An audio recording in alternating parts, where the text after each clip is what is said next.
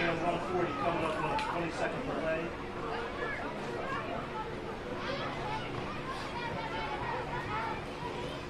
Bars.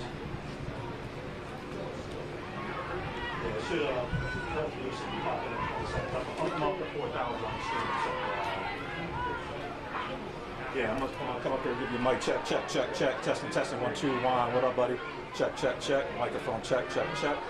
Testing, testing, 1, 2. You should hear me in about 20 seconds from now. Testing, testing, 1, 2. Mic check.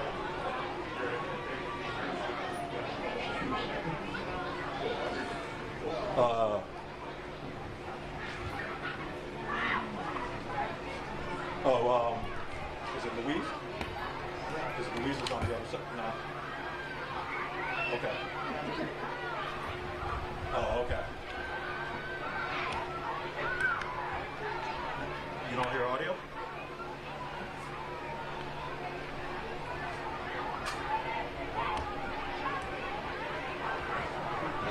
did you see me up there?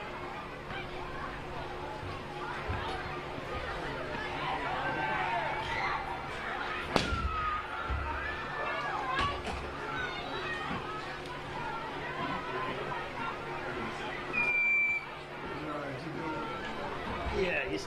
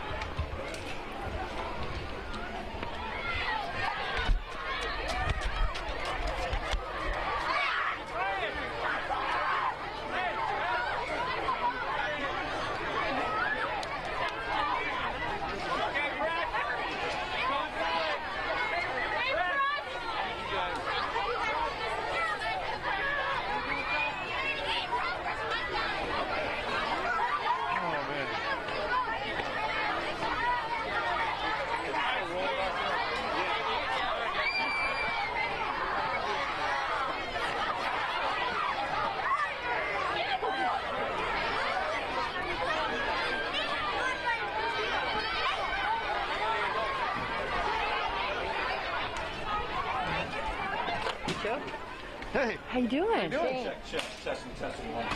Check, check, check.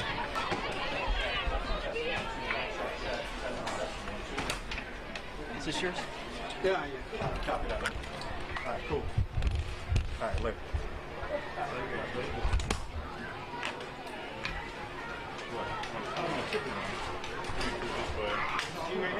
Okay.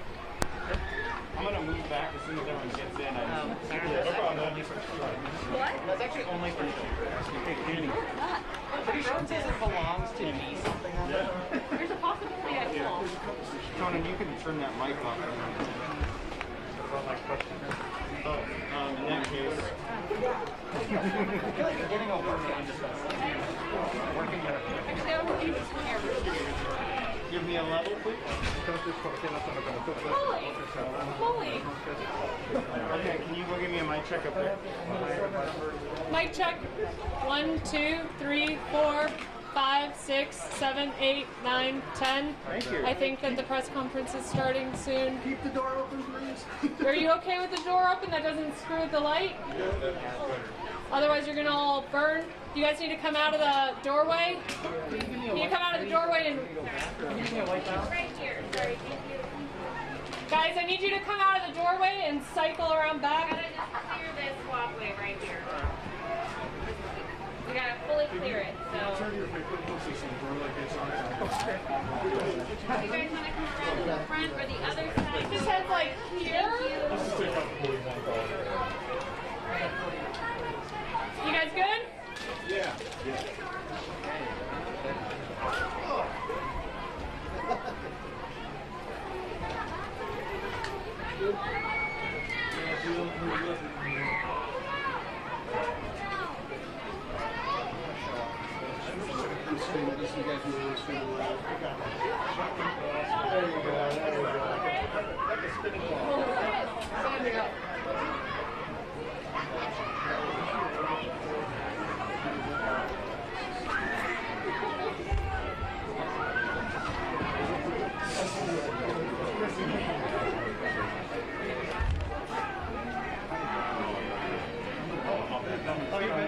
Loosen it a little, and then it'll fall. Hold up, hold up. Oh, I see what you're There you saying. go. And then you want to go under this one too? Hold on, let me get it. Thanks, man. Yeah. You all right?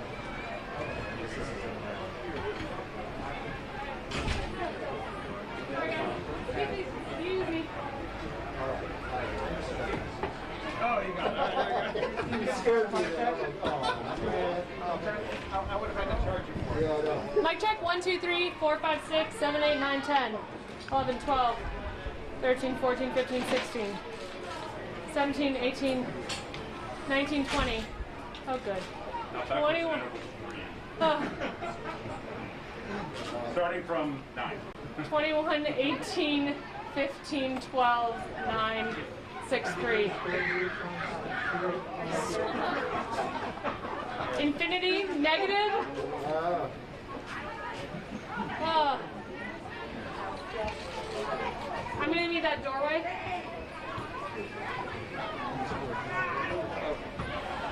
Okay.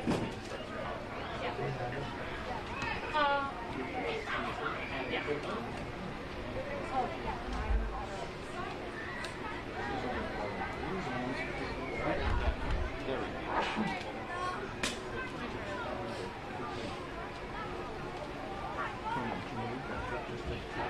All right. These ones, this, and you. Okay.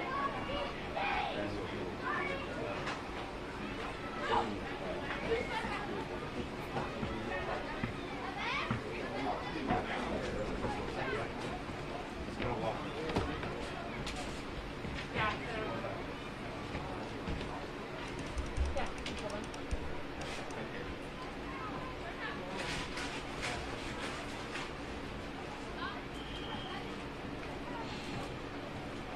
Hurry up and wait, right?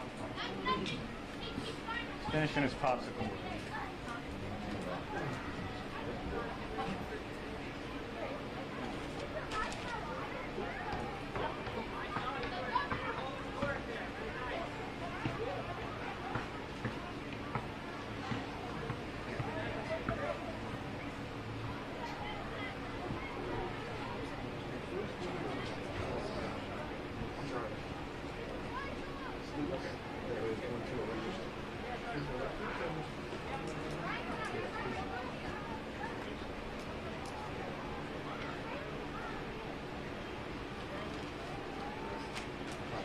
Thanks for the warning, you guys, for coming live.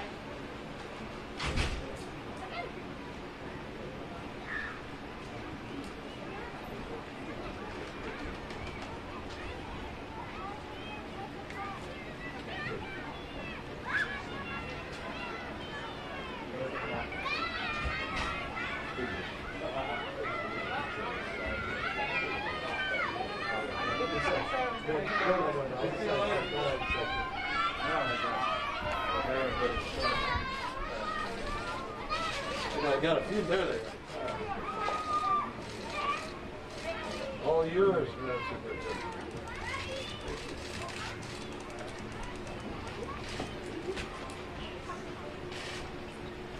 All right, greetings everyone and welcome to Melrose Leadership Academy. We're glad to have you all here today to celebrate this wonderful day.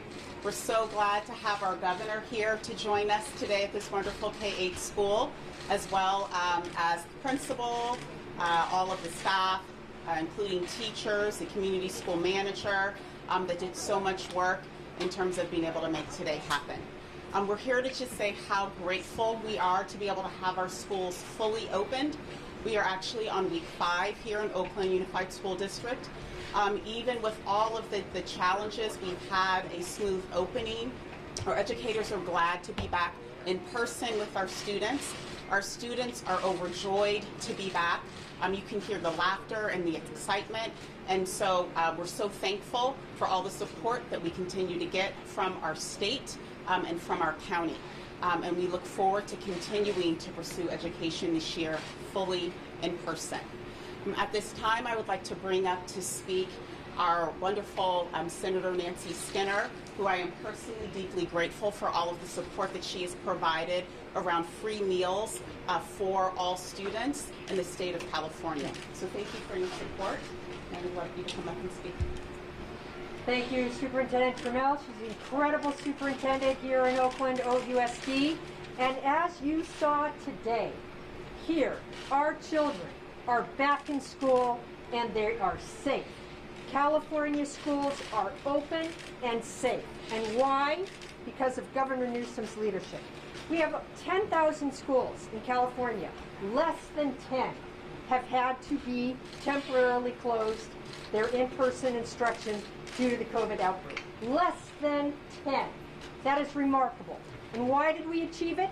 Because of the safety protocols that this governor insisted upon. He ensured that this year's state budget provided funds to support school testing and other safety measures to ensure that we could get our classrooms back open and in-person instruction safely. Masking and educator testing and vaccines work. They work.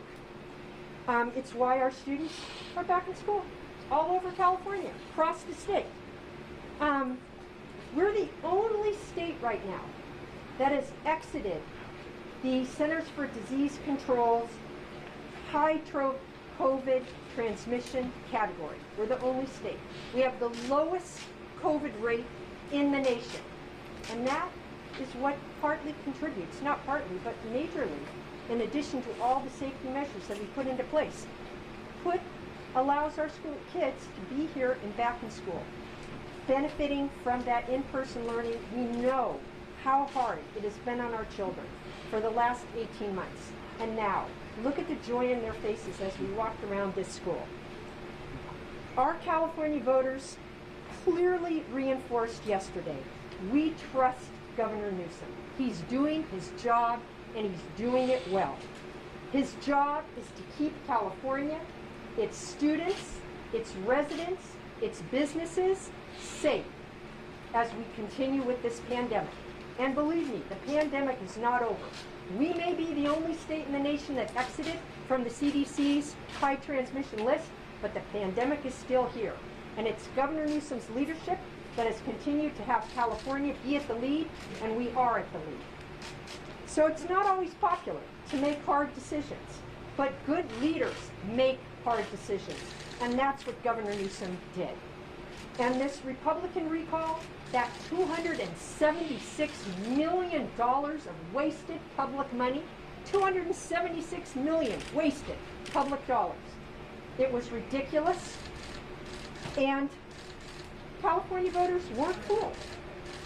Yesterday's vote, they voted out that recall, and they vaccinated our governor against Republican temper tantrums. So it is my pleasure to introduce Governor Newsom. Fascinating. Thank you, Senator. I appreciate it. And thank you, Madam Superintendent. Thank you for allowing me back here at the district, and Senator Skinner for her incredible leadership. As you, many of you locally know, but for those of you who are not familiar, Senator Skinner is also the budget chair. And is disproportionately responsible for us announcing this year, just a number of months ago, the highest education funding in California's history, $123.9 billion, almost $124 billion budget. What's remarkable about this public education budget is it truly is transformational. We created a brand new grade, TK, for all Californians. We actually fulfilled a commitment, a promise that was promoted over the course of the last few decades, many administrations, to do after school for all California school kids. $5 billion commitment over the next few years. Not only after school for all, but transforming the school year. We're still on an agrarian calendar, which is absurd by any objective measure. And COVID has transformed our approach to public education in terms of a sense of urgency and understanding, and a willingness to look differently in terms of the challenges that we face. And that includes extending the school years through the summer and providing flexibility in districts all across this state. We also, as was noted by the superintendent, and this is really important and rather tragic, that the needs are so great, the desire so acute, that we were able to fulfill something that we've been talking about for decades in this state, and I don't know if there's another state in America that's providing universal free meals, minimum 2 every single day. It's a $650 million commitment this year. Goes over $1 billion over the next few years. That commitment to make sure our kids are healthy and to make sure that they have the nutrition they need so they can focus and attend to their schoolwork. We're really proud of this budget, and perhaps no more than this. I've been promoting this since I was a county supervisor in San Francisco. This notion that we have to begin at the beginning by creating a college-going mindset. California is now first state in the U.S. to provide a child savings account to every entering kindergarten. 3.5 million kids are going to get their own savings account. Over half their parents don't even have access to savings and checking. Those children are going to have the dignity of their own account. Close to $2 billion investment. Our kids, foster kids, and homeless kids will get upwards of $1,500 in a starter account. And that's not only going to create a college-going mindset at an early age, but also create the opportunity to develop some financial literacy, which is something we need to talk more about in this country, in this state as well. So we're here in that spirit, spirit of responsibility and accountability to do more for our public kids. But more important than anything else, foundationally, is keeping them healthy and keeping them safely back into school in a sustainable way. And the senator is absolutely right.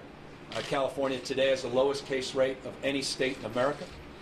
California has among the lowest positivity rates, 3.5% in America. We have among the highest vaccination rates in America. Over now, 82% of all eligible adults have received at least 1 dose of the vaccine. Those things go hand in hand. But this state also has led, not just in terms of those statistics, but we led with mask wearing. The first school system in the United States, at state level, to require masking to get our kids safely back into school. We followed that up a number of weeks ago, becoming the first state in America to require that there be vaccine verifications and/or testing for all our school staff, not just teachers, paraprofessionals, all the folks that really make this school system work. We're proud of that. We did those things before they were recommended by the CDC. We did those things before the Academy of Pediatrics even recommended those things. And as a consequence, and you heard it from the senator, as a consequence, only 9 schools have had to shut down since the beginning of the school year. This marks the 5th week here. We started earlier than most major school districts. Just consider New York just opened a few days ago. We've been open 5 weeks here. 2,000 schools in this country that are shut down. An infinitesimal number here in the state of California because we've been led by science and we're focusing on keeping our kids safe. Those 2 things, I love all these folks spewing on about how important it is to get our kids back in-person instruction, and yet they are denying local districts the ability to keep them safe so they can get quality in-person instruction without shutting down by limiting those mask opportunities and requirements. We're doing exactly the opposite, and we're proving that we can sustainably keep these systems open. I'm not naive. It's one thing you learn this pandemic is you know what you know. You don't know what you don't know. So we've got to maintain our vigilance. We've got to stay on top of this. Good enough never is. But we want to keep our kids safely back in person instruction. It's critical to get more people vaccinated, and it's critical that we have face coverings and masks to keep our kids safe and healthy and keep the professionals that are taking care of our kids safe and healthy. So we're here in that light, in that spirit, and grateful to the school districts all across the state of California that overwhelmingly they've embraced not just the mandate, but the spirit of the mandate as it relates to trying to do more and do better to keep our kids safe. By the way, I'll extend this to the economy as well. You want to get our economy humming again in this country, in this state? You want to keep it sustainably operating at full capacity in every way, shape, or form? We've got to get more people vaccinated. While 82% is impressive in some respects, it's not good enough in others. And so we have more work to do to remind people the imperatives, power, importance of getting these life-saving vaccines. And so we have more work to do in that space. And we're working with the Senate, working with the senator and others to continue to develop partnerships. We have 480 partnerships with community-based organizations, trying to meet people where they are in language, doing everything in our power to convince people that are still on the cusp of making a decision. And then, of course, going after and calling out the disinformation. Not just the misinformation, but the intentional disinformation that's all across media, all across the spectrum. And we actually have teams of people working for us now, combating that day in and day out. in real time pushing back against that disinformation and that misinformation. So more vaccines, more stringent strategies to encourage and or require that we maintain our vigilance around face coverings and masking to keep our kids in person and continue the progress in this state. With that said, I'm not naive about the challenges the state faces, as we face those challenges in many respects all across this country. And while California's economy has come roaring back, 671,000 jobs just in the last 6 months, unprecedented in our state's history, really the tentpole of the American job recovery in terms of job creation, $80+ billion operating surplus, and I say plus because we'll be putting out new numbers soon.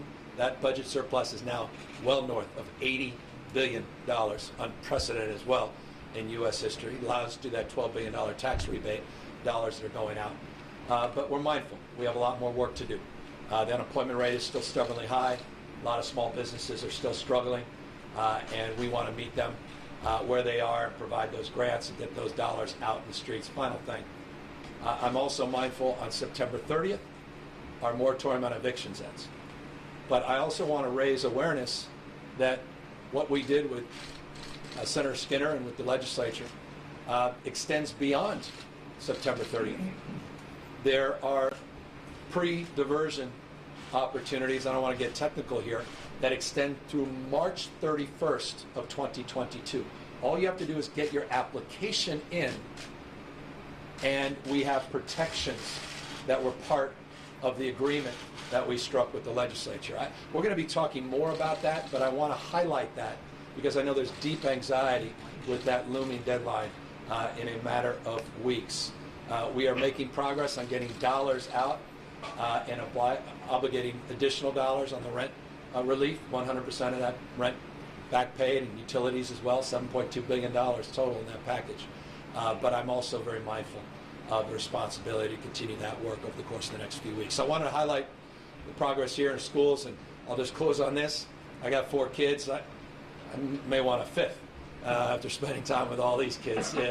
This is what lights me up. I see Phil Mateer there. He remembers every Friday when I was mayor. I used to joke with the school board in San Francisco. I've been to more schools than the school board members because every Friday I tried to take the time to visit a school, and I did that selfishly just for renewal and energy. And we haven't been able to do that in the last year and a half. And so this is, honestly, it's like enlivening. It's a treat. That quality of imagination these kids have, and also their insights. I asked them, what are the top 3 issues in the state of California? I'm not making this up. They said climate change, homelessness, and education funding. And then they added in, to their credit, sexism, racism, and healthcare. You don't need focus groups. You don't need public opinion polls to tell you what you need to focus on. And I want folks to know that's exactly what we're focused on in this state. And I was really, it was just a wonderful experience to have these kids tell me what I heard throughout this campaign as we defended ourselves against this recall. And we wake up the next day committed, not interested, in addressing all of these pre-existing conditions and challenges that this state faces, and doing so head on with the kind of intensity that's required to meet their expectations. And I'll end by saying this, because I said it last night. If there's anything that I've learned in the last 6 to 9 months being out the campaign trail, is we gotta disabuse ourselves, I said it last night, of all this false separateness. I mean, we've had politicians that have weaponized differences. We had an administration the last 4 years that made it okay to shove again, literally and figuratively. And we've got to put those arms down for no other reason than every one of these children deserve better from each and every one of us. None of them are partisan in their mindset. None of them are born racist. None of them are born xenophobes or nativists. In fact, one of the kids, when he was talking about leadership, I said, what's the most important component of leadership? They said kindness. And I said, what do you not like about politicians? And everyone agreed, meanness. I don't know if it gets more complicated than that. And I just think, not only experiences we all have, we see and certainly experience in the nightly news, that we have a responsibility to each other as Americans, as citizens, part of the human family condition to soften the edges a little bit. And so for me, coming out of this recall, I want to turn the page and express respect and a deep sense of responsibility, not just to those that voted no on this recall, but those that voted yes. They matter. I care. And I want them to know I'm going to do my best to have their backs as well. And this state's a special state when it can come together across its differences. There's no limits to California, and that's why, final words, there's only one state in America that attaches itself to a dream, and that's California. And that California dream is still alive and well. And I'm very, very grateful to the people of California for speaking up last night and rejecting this recall. That, happy to answer your question. Governor, after the recall's over, what changes would you like to see in the recall process? I'm going to leave that to more objective minds. As someone that's the current incumbent governor, I think the recall process has been weaponized, not just gubernatorial process, but you're seeing it in all these local recalls, school board races, city council races, boards of supervisor races, big DA race, right? I think that one's even happening here in the Bay Area, one down in LA. But you also see that across this country. And I think we all know this, everybody knows this. If you don't, it's good to let you know, maybe you've forgotten, remind you that we have the lowest thresholds for getting signatures in the nation. And I know there's a lot of pundits out there and all political stripes that have come up with recommendations, and I'll leave that to the legislature and others to process. And again, I just think it's a strange place to be as someone that might be on the receiving end yet again. If past is prologue, this is the sixth recall effort in the 2.5 years I've been governor. Might suggest that process may unfold yet again. Governor, on COVID, LA County is expecting a public health order later this week requiring proof of vaccination for every mega outdoor event, all indoor events, as well as bars.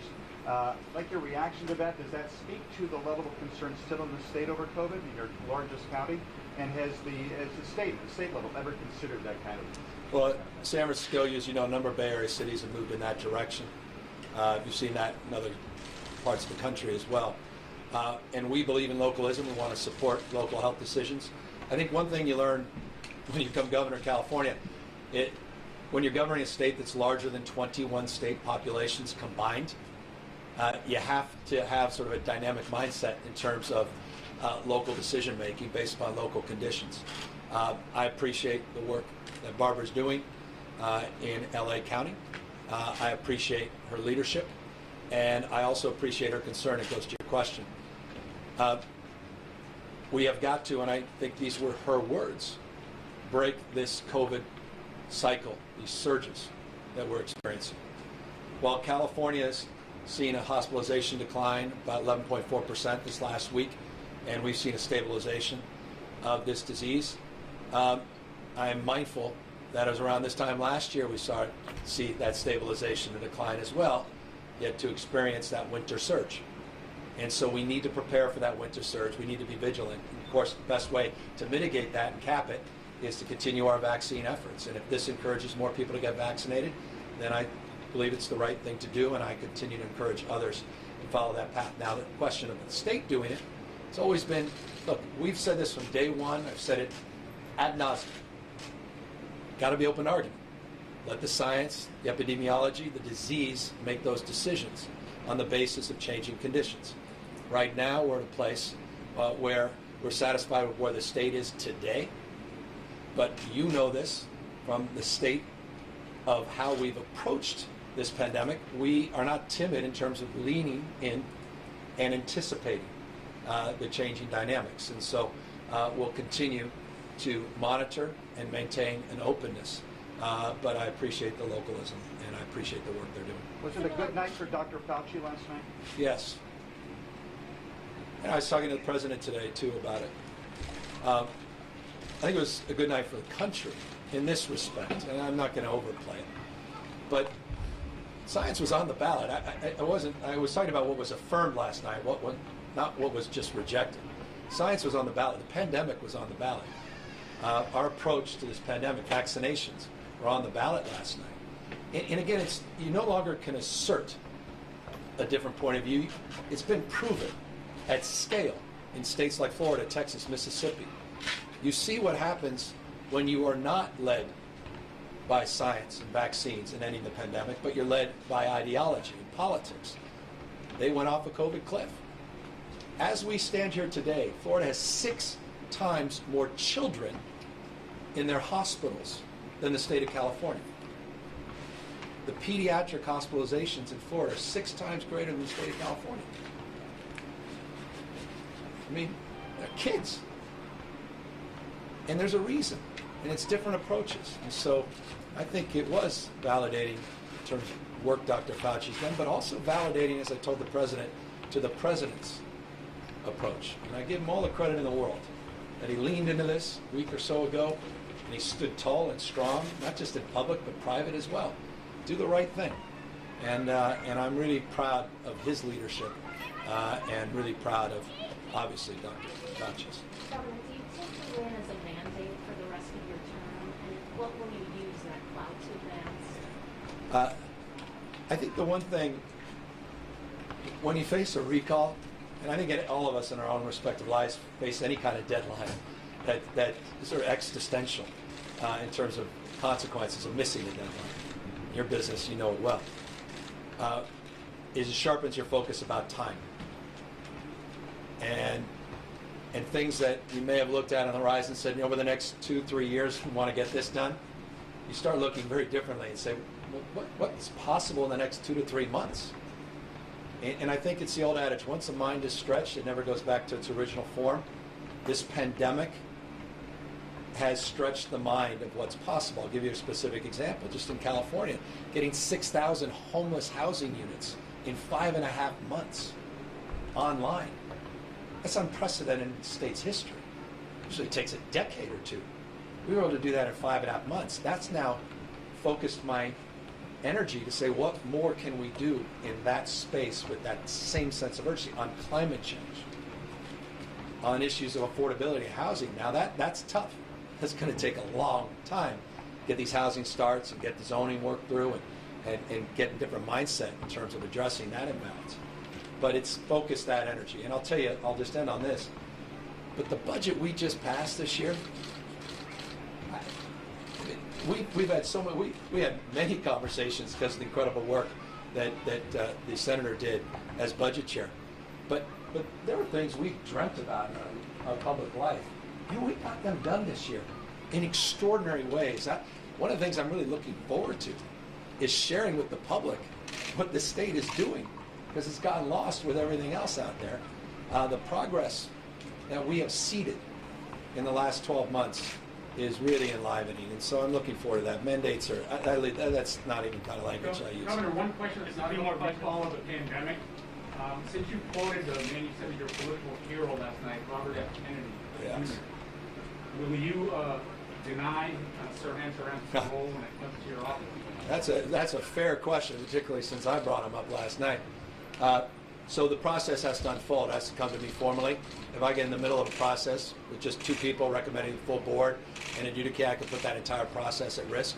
But I will say this, I mentioned this a few weeks ago, and you've highlighted another proof point, perhaps an exclamation point, with the quote from Bobby Kennedy. But you walk into my office and the governor's office, and it's photographs, those iconic photographs of the funeral procession of Bobby Kennedy. If you go in my home office / bedroom, you'll see half dozen Bobby Kennedy photos on the wall, the most precious one being of my father and Bobby Kennedy, signed to my mother, Tessa. My mother and dad are both passed away, and this was right before, very shortly before Bobby was killed. I think that gives you a sense of where I might be leaning, but right now I don't want to lean into that process and create problems. So we wouldn't be wrong if we said the governor's leaning towards denying parole. I would ask you humbly not to say that, because I don't want to prejudice any further this process. But I also don't want to leave people wanting, because I got to tell you, interestingly, this is very raw and emotional for people. I'll be honest, forget parole generally. We do 40 to 70 paroles a week. But the stories, the emails and text messages I've gotten from people aren't just giving an opinion about yes or no. They're expressing their memories of that time. I see Dr. King up there in the past, and connecting the dot to the 60s and that stress and anxiety and the wounds, and in a way that makes this decision even that much more powerful because of the impact that has on opening up those memories, many memories that people want to suppress, understandably. Okay, last question. In-person learning, yet we've seen, for example, Hispanic families, they have sometimes over 5 people in their households. They're scared. They might have someone that is at risk of getting COVID. So they don't want to send their kids to school. What would you tell them, and what are the options they have? Schools are among the safest environments if you want to avoid COVID transmissions. You've looked at the number of schools that have closed. Most of the COVID cases that have been identified came from community spread, not spread from within the schools. Because of the protocols, the process, procedures, because of the enforcement around the same strike teams that the state is providing and the support at the local level and the incredible leadership of superintendents like we have here, we've been able to not only open up all our schools in the state of California, but this is a proof point. For 5 weeks here, they opened up. They had 11 cases in their first few days, but that was from the summer community spread, and they've had no cases since because of the protocols that have been put in place. So I would tell those families this is a safe place to be. Plus those kids can get fed, but perhaps more importantly than anything else, feed their minds, but also the social emotional components, that isolation so many of the kids are feeling, that disconnection that so many kids are feeling, and that sense of loss that's compounded because relationships have atrophied, and that sense of belonging that has been disrupted over the last year. And so I tell those families that as well. Governor, once vaccines for younger children are approved, we just learned that could happen this fall. It goes back to the question here. Will you consider, or are there conversations about potentially statewide mandates for K through 12 students in public schools? Yeah, there's certainly conversations, and obviously, but there's nothing on the table. I want to make that crystal clear. Of course, there are conversations. I mean, we have mandates for vaccine. I love all these Republican governors, with respect, that are talking about how dare you have vaccine mandates, yet they're mandating vaccines in their states. I mean, their entire career is marked with their mandates for vaccinations, which they can eliminate. God forbid. I mean, the hypocrisy is so grand, it's actually frighteningly phenomenal. That said, LA Unified is looking to do it at a scale that presents challenges as well, staffing challenges, logistics and data collection challenges, et cetera. So we're working with them, we're mindful of their processing, and we're learning in real time. And we're discussing if we're at a point full authorization, that we can put ourselves in a position to express the lessons learned and scale those lessons if other districts choose to move in that path, and or the experts suggest at the state level we should move in that path. But right now, that is not something that has been presented in any detailed form, but it's certainly something as we scale our thinking to the winter and fall, we scale our thinking as it relates to prospect of new variants and mutations, as we scale our thinking to the third dose of the vaccines, and we scale our thinking once it comes more clear focus when the CDC and our own state advisory group look at the science and data and make recommendations. Okay, last question right here. Dealt with Last question. a bankrupt utility. You had wildfires. Yes. You had COVID-19. I'll just make that easy on you, Phil. Sorry. I'm saying you came in, you dealt with a bankrupt utility, you had wildfires, you had COVID-19 and a recall. In this moment, do you feel vindicated for your approach as governor? No, I thank you for reminding me. One of those I'd forgot. I don't know why I would forget about it. Bankrupt utility just weeks after I got sworn in office. Look,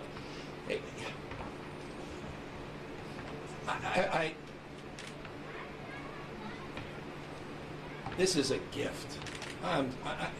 to represent the fifth largest economy in the world, most diverse state in the world's most diverse democracy, to have the privilege of trying to do my best every single day, learn, you know, I'm iterative. We're trying things work, things don't. You deal with a recall, it's humbling in every way, right? I mean, and yet, it, you know, to get through that, as California's gotten through this pandemic at this stage, the resiliency that I see every single day in people, those families that are getting their kids back to school as they're trying to get another job or get back to work themselves, this is a gift. It's precious. And so I don't feel any of those things. I feel enlivened, I feel more energized, and I feel a deep sense of responsibility, because people are counting on us and they need us. They need government, effective government, and they need us to have their backs, and they need us to keep them safe and healthy. And so that's the mindset that I have going in. And I'm also mindful of this. Challenges are in abundance in these positions, and we'll look forward to tomorrow and the weeks and months to come. Take care, everybody. Thank you, for Governor. everybody today. I appreciate it.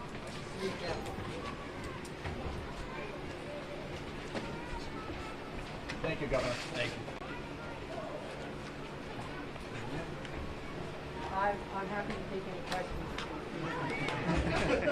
Going great. We're going to hold for just 1 minute. We're going to hold for